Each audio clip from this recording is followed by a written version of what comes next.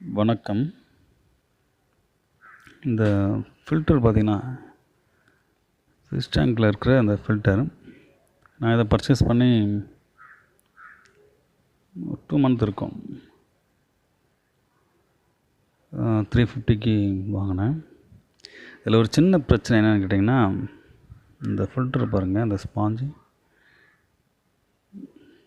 Filter ஆகவே இல்லை. இது ஆனால் மோட்டர் மட்டும் ரன் ஆகிட்டே இருக்கும், பட் ஃபில்ட்ரேஷனே ஆகாது. அதுக்கு முக்கிய காரணம் என்னென்னு கேட்டிங்கன்னா, அந்த ஸ்பாஞ்ச் வேஸ்ட்டு. இந்த ஸ்பாஞ்சு சரியில்லை. அதுக்கு பதிலாக இன்னொரு ஐடியா இருக்குது. ஹார்ட்வேர்லாம் கிடைக்கும் இந்த ஸ்பாஞ்சு. இது பார்த்திங்கன்னா ஒன்லி 20 rupees தான்.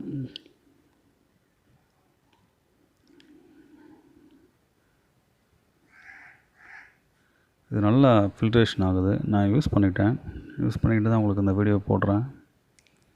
நல்ல ஃபில்ட்ரேஷன். ஒரு 30 minutes நீங்கள் ஃபில்டர் ஆன் பண்ணிங்கன்னா போதும். மோட்டர் 30 minutes நல்லா கிளியராகிடும் ஃபிஷ் டேங்க்கு. ஆனால் அந்த ப்ளூ கலர் ஸ்பாஞ்சு பார்த்திங்கன்னா, ஒரு 1 day ஃபுல்லாலாம் ரன் பண்ணியிருக்கேன்.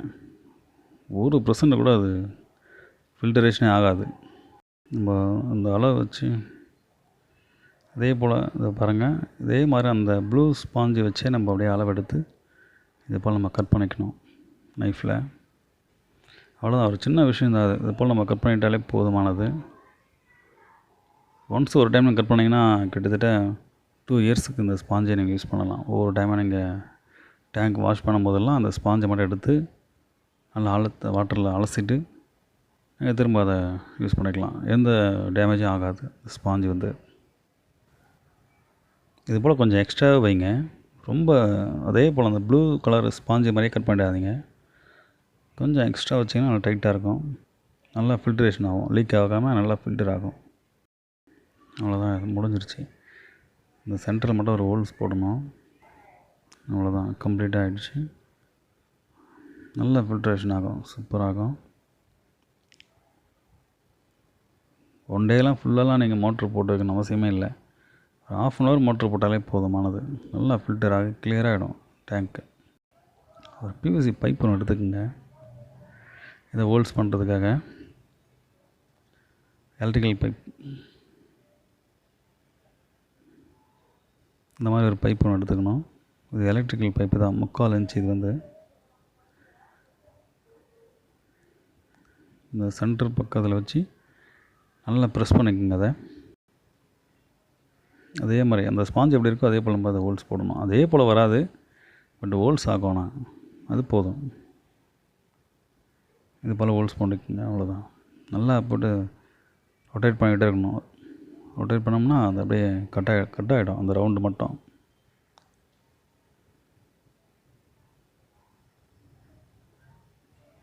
அது கொஞ்சம் கட்டாயிருக்கு பாருங்கள். அது போல் இன்னும் நல்லா ப்ரெஸ் பண்ணி ரொட்டேட் பண்ணிகிட்டே இருந்தோம்னா கட் ஆகிடும். இது போல் வந்துடும், சின்ன சின்ன பீஸாக வந்துடும் அந்த ரவுண்டு. அந்த ஹோல்ஸ் இருந்தால் போதும். மோட்டர் ஃபிட் பண்ணிவிட்டு நம்ம டேங்க்கில் இன்ஸ்டால் பண்ணிக்கலாம். இந்த ப்ளூ ஸ்பாஞ்சு அவ்வளோதாங்க, இது வேஸ்ட்டு தான். அது ஃபில்டரேஷனுக்கு இது தேவைப்படாது. இப்போ நம்ம டேங்க்கில் இன்ஸ்டால் பண்ணி பார்க்கலாம். இன்ஸ்டால் பண்ணியாச்சு. இப்போ ரன் பண்ணி காட்டுறேன் பாருங்கள்.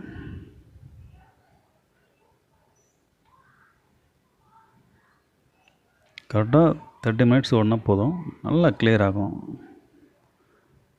இது பாருங்கள், எவ்வளோ டஸ்ட் இருக்குது பாருங்கள், நிறைய டஸ்ட் இருக்கும். பட் 30 minutes மட்டும் ஓடணும், ரன் பண்ணால் போதும், நல்லா கிளியர் ஆகும். அப்புறம் ஆஃப் பண்ணிக்கலாம். இந்த ஸ்பாஞ்சு பாருங்கள், நல்லா வெள்ளையாக தெரியுது பாருங்கள், கிளியராக. இது அப்படியே கொஞ்சம் கொஞ்சமாக, அதாவது 1 week இல்லை, சில பேருக்கு 1 month கூட ஆகும். 1 month ஆகும். அப்படியே பார்த்திங்கன்னா அந்த ஸ்பாஞ்சு கலர் மாறிடும். அதாவது ரெட்டில் வந்துடும், இல்லைனா பிளாக்கில் வந்துடும். அதுக்கப்புறம் நம்ம டேங்க் க்ளீன் பண்ணும்போது அதை வாஷ் பண்ணி க்ளீன் பண்ணால் போதுமானது. நன்றி.